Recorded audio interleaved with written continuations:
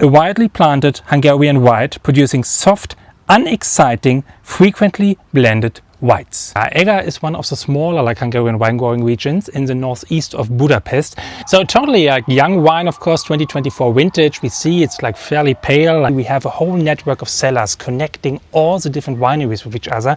And this comes on the palate with some extremely refreshing acidity, really showing that Eger actually is one of the coolest wine growing regions we have in Hungary. So this is actually now the second time I'm tasting a Hungarian grape variety where I honestly must say I'm a little bit in doubt why Jancis and her team in 2012 were writing something about this grape variety that I actually consider it is. So we are talking about Leányka, a locally very typical variety for the sub-region of Eger, 1.5 hours northeast of Budapest, and they're writing in the Wine Grapes Encyclopedia, a widely planted Hungarian white producing soft, unexciting, frequently blended whites.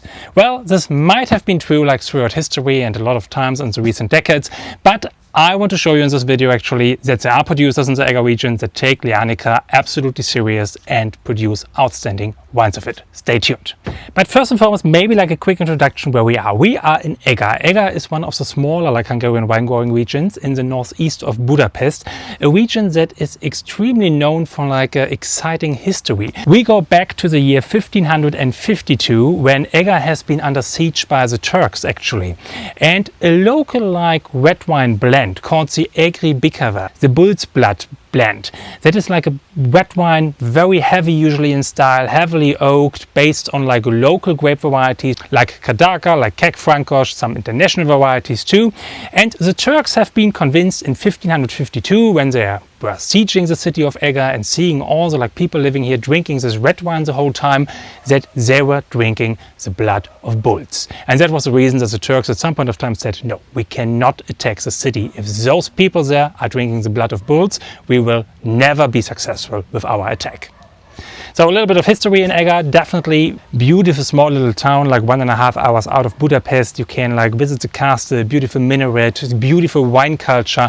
It is a sub-region that is dominated by volcanic tuff, which is all over the region, and some limestone structures. And you can see actually in the wineries that many of the cellars are digged into this volcanic tuff. Under the whole city we have a whole network of cellars connecting all the different wineries with each other, something very unique to the sub-region of Eger. So I highly encourage you to visit that region. I also made a separate video about it, a small 20 minutes feature of Eger, the Egri Csillag and the Egri Csillag, the local white wine and red wine blends that this region is known for. So you can find this in the show notes and also linked at the end of this video.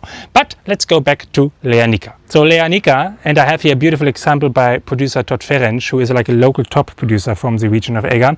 Leányka translates to maiden grape, and it's very important here that we are not confusing it what happened for a long time, for example, with Fetească Albă, the white maiden grape from Romania.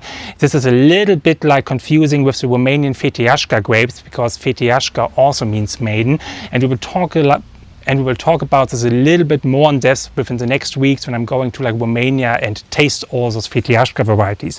But here we are talking about Leányka, which is totally tied to the region of Eger. How important it is to the region of Eger is actually shown in the local white wine blend, the Egri Csillag, the star of Eger, which is a PDO blend that I'm, as I said, talk a little bit more in depth about in the Eger video I'm linking. This is a local white wine blend only allowing for local native variety, like Leányka, like Királyleányka, like Zenit, like Hárslevelű, or for example Furmint. So very important here in the region of Eger. Let's have a look what this producer actually is going to show us. So, but how did this grape actually get its name? I mean, allegedly it comes somewhere from Transylvania, very interestingly. What actually happened in the 1840s, it was a time of Hungary's war of independence. So it was a time of war and need. So a lot of people could not afford to pay for important things like weddings or baptisms, etc. So what churches did in that time was saying, okay, you don't have to pay us cash. You can, for example, plant wines on the church's premises. This new grape variety came around in this time actually, and the priest decided to encourage people that the family that is gifting or planting most wines on behalf of the church will actually give the name to this grape variety. And as you can imagine, that this actually created a kind of woe, because everybody who had a child that should be baptized was giving a lot of wines to the church in order to win this competition. However, in the end, to re-establish the village peace, the church simply decided to name this grape variety Leányka, Maiden. And again, there should be no confusion about that it is related to Fetească Albă, the white maiden grape from Romania. We know today by genetic testings that those are not related. However, we know today that Leányka is a parent variety to Királyleányka, which is also like a local grape variety from Eger. I'm tasting in another video, which is called the Little Princess. So this maiden grape has not only been a maiden, but also like the queen to give like birth to the Little Princess variety. But now let's taste the wine here by Tóth Ferenc. Tóth Ferenc is like often named the Uncle Ferenc actually, so he is like, one would say, like an Eger legend. The man has like about something like 60 vintages like on his back, so really interesting story. Was not allowed to make wine officially in communist times, but did so anyway actually officially. And only in the 1980s he finally got his first 1.5 hectares to officially make wine. Today his daughter Kara is running the estate actually, really continuing like the hard work for father here.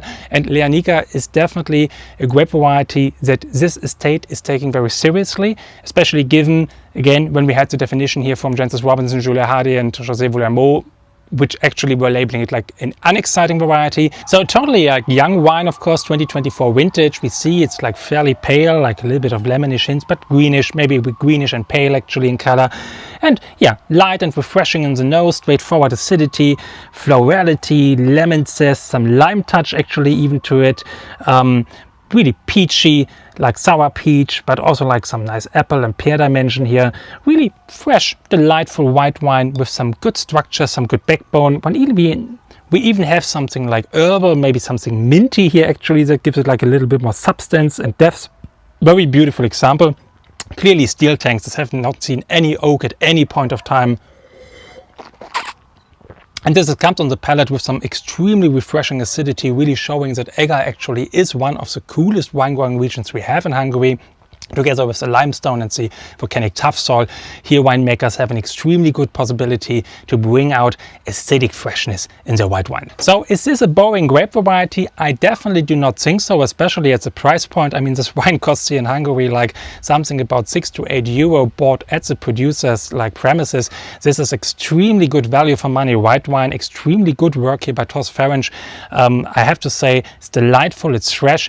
Is it like overwhelmingly complicated? Definitely not. Is it refreshing? Is it a great summer wine? Is it something that gives you like a new grape variety that you potentially never have heard about at a very high quality level, very enjoyable? A big yes and thumbs up here from me. I must say that it's a fun thing about finding these grape varieties that are locally important and not are coming out of the regions, because you find a lot of like hidden gems here actually. So if you like what I'm doing here, traveling around and finding like absurd grape varieties you've never heard about and tasting them, I highly appreciate a like or subscribe or even sharing this video with your wine-loving friends. If you have any questions, please post them in the comments. And remember, there are a lot of links in the show notes, like link to other videos about Eger or other grape varieties from Eger or just other grape varieties from Hungary. Cheers and thank you for following my journey in tasting 1368 grape varieties.